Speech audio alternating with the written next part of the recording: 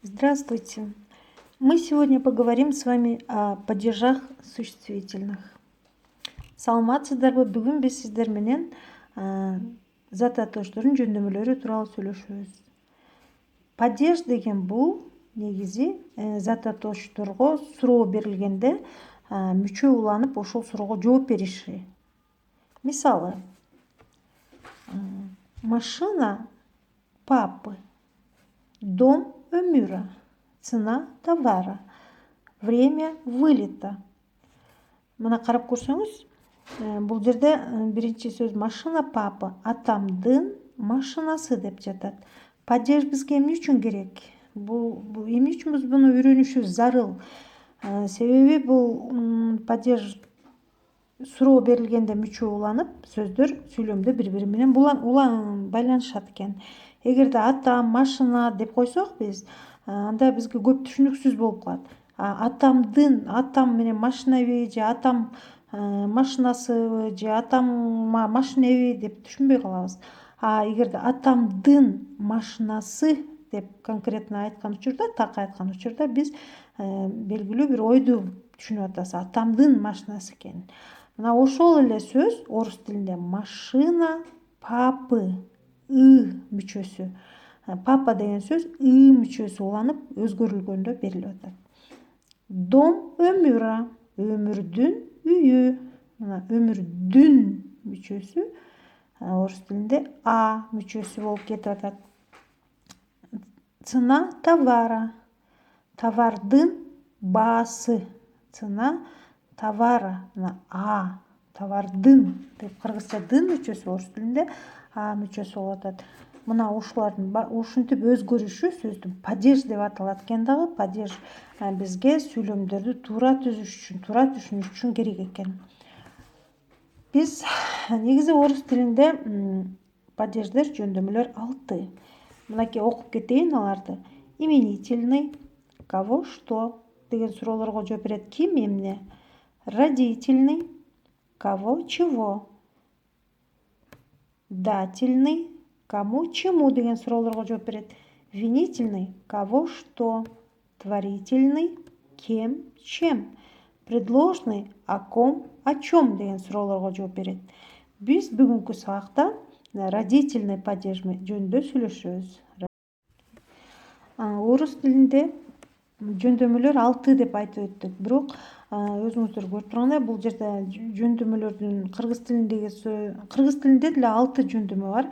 Бирок орус тилиндеги жөндөмүлөр менен кыргыз тилиндеги жөндөмүлөрдүн мааниси, анан суроолору дал келбейт. Муну ошондой экен, так эле кыргыз тилиндегини орус тилинде кайталайт экен деп түшүнүү туура эмес. Родительный падеж отвечает на вопросы кого, чего. Кимдин, эмненин деген суроого жооп берет родительный падеж, кого, чего. Мисалы, книга кого? Кимдин китеби? Книга Айтматова. Директор чего? Школы. Эмненин директору? Мектептин директору. Стихи кого? Стихи Пушкина. Кимдин ыры? Пушкиндин ыры.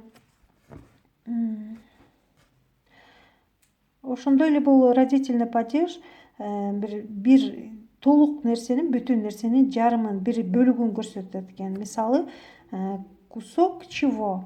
Кусок хлеба. Нандын үзүмү. Часть чего? Часть стены. Дуалдын бөлүгү. Половина чего? Половина яблока. Алманын жарымы дегенди белгилейт экен. Мына ушундай маанилерге ээ экен. Ошондой эле родительный падеж предлог менен колдонулат экен. Мына караңыздар, бул предлог деген сөз бизге азыр түшүнүксүз, ошондуктан муну түшүнүп алалык. Предлог бул, мына мисалдан көрөлүчү. Мисалы, үйдөн чыктым дедик.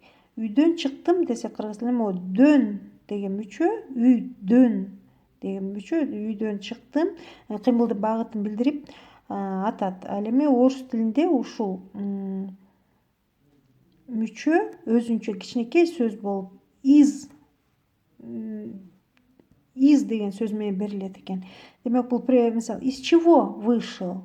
Из дома вышел. Бул предлогдор сөздүн алдына келчү, зататоштордун алдына келип сөздөрдү байланыштыра турган кичинекей сөздөр. Бул өз алдынча мааниге ээ боло албайт, бирок кийинки сөз менен келгенде багытты билдирет. Мисалы из деген эмненин ичинен дегенди билгизет. Мына ушул родительный падеж мына мондай предлогдор менен колдонулат. Из, с, из. Из бул ичинен, бир нерсенин ичинен чыкса, мисалы үйдөн чыкса колдонулат экен.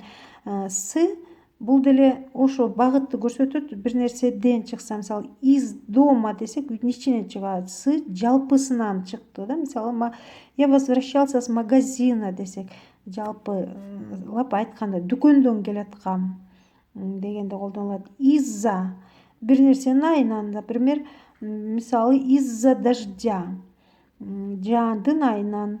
Из-за дождя мы не вышли в поход. Жаандын айынан биз походко чыга албай калдык. Из-под бир нерсенин астынан, под астынан дейт. Около жанында, ушунда, мында, кимде деген маанини билдирет. Мимо дагы жанында дегенди билгизет экен. Мына ушул предлогдор менен бул предлогдор бир жерди же багытты билгизет экен. Ушул родительный падеж ушул предлогдор менен колдонулат.